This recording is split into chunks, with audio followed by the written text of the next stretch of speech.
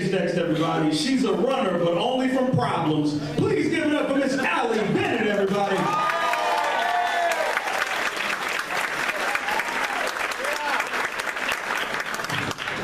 I checked my fly like 4 times just before that, so we're good. So my 28th birthday is coming up in April, and I discovered that makes me almost 30. So I look back on my life and all the bad decisions that I've ever made, and I realized that there's one common factor. You can't take me anywhere. Which really sucks because I'm great at looking the part. I mean, I do own a bat suit. But I realized that it's actually what's on the inside that's the problem. I first noticed this at my high school graduation when a former teacher of mine came up to me and she was like, "So, Allie, I decided that I don't think that you should go to college." And I was like, "Oh, is that something that a teacher normally says to a student?" And I was like, "Look, I know I didn't try very hard, but I didn't know that that made me ineligible for college." She's like, "No. I think that you should do stand-up comedy." And she's like, I knew this ever since the 4th grade spelling bee. When they passed you the mic, and they were like, and I said, "Is this thing on?" And I was immediately disqualified.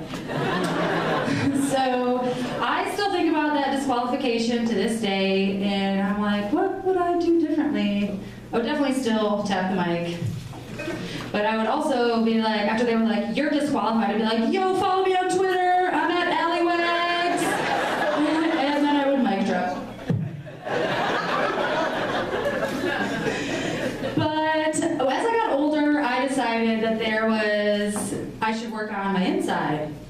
So naturally, I know where people go to work on their insides is church.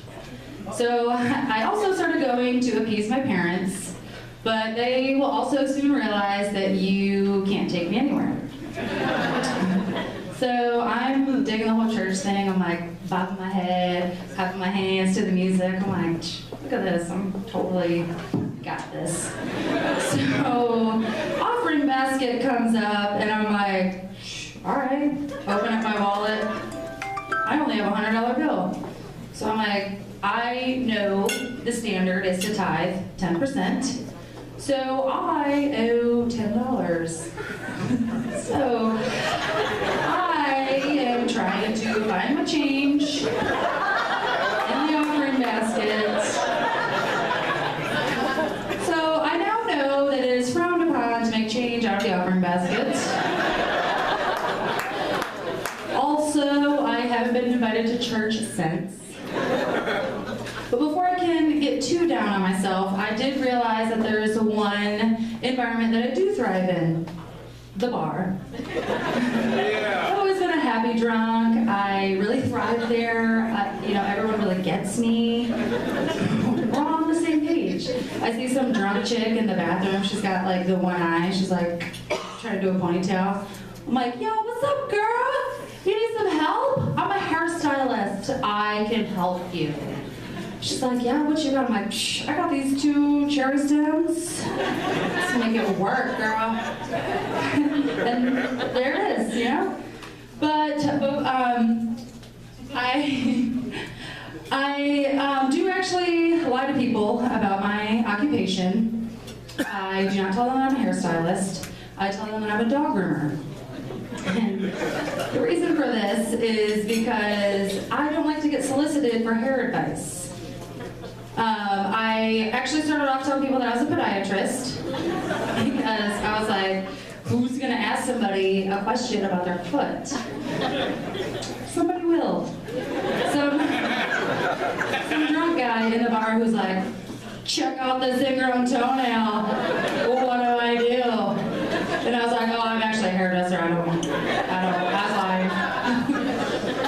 So I go with the dog grooming story now. But the worst part is I actually have to get my daughter on board. I have to tell her my story so she can cover with me, so she doesn't call me out. I know to tell her this, because she told some woman one time, she said, my mommy actually only cuts her friend's hair.